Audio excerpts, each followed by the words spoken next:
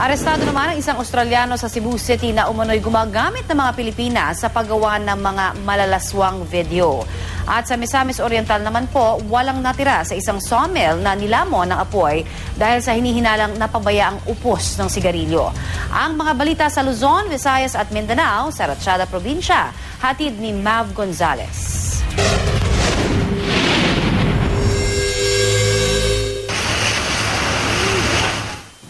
Naabo sa sunog ang sawmill sa Taguloan, Misamis Oriental. Inakala daw ng tagabantay na may nagsisigalang sa likuran ng kanilang compound kaya hindi niya ito agad pinansin. Pero bigla na lang lumaki ang apoy hanggang sa hindi na ito naagapan. Umakyat sa ikalimang alarma ang sunog kaya kinailangan ang tulong ng mga bumbero sa mga kalapit na bayan.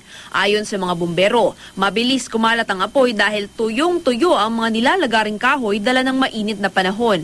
Kasamang natupok ang mahigit 500,000 bugkos ng kahoy.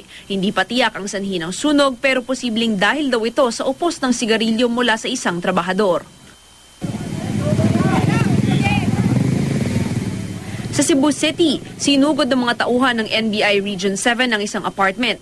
Dala nila ang isang search warrant para sa tinutuluyan ng isang Australianong umano'y gumagamit ng mga Pilipinas sa paggawa ng malalaswang video.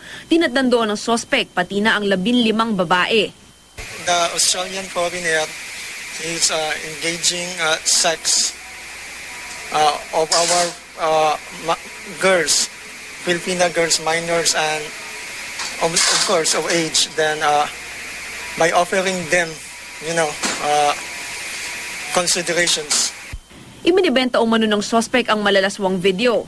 Hindi nagbigay ng pahayag ang mga babae, pero ayon sa kaanak ng dalawa sa kanila, hindi nila alam na pinasok sila ng Australiano sa illegal na gawain. Itinanggi ito ng sospek. I don't do anything here. Like you saw, the house is all open.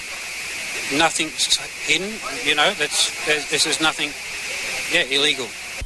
Pero ang NBI kumbinsidong may nangyayaring mali sa apartment, lalo pat nakuha rito ang ilang computer hard drive na naglalaman daw ng malalaswang video.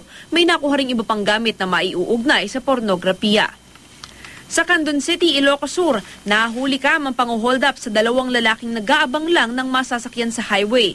Una silang nilapitan ng 2 lalaking tila may tinanong. Kasunod nito, lumapit na rin ang 2 pang lalaking sakay ng motorsiklo hanggang sa sapilitan nilang inagaw ang bag ng mga nag-aabang ng masasakyan. Ayon sa mga biktima, may baril ang mga salarin. Natangay nila ang mga damit at mahigit 10,000 pisong laman ng bag ng isa sa mga biktima. Inaalam pa ngayon kung sino ang mga hold-upper base sa CCTV footage. Para sa unang balita, Mav Gonzalez reporting.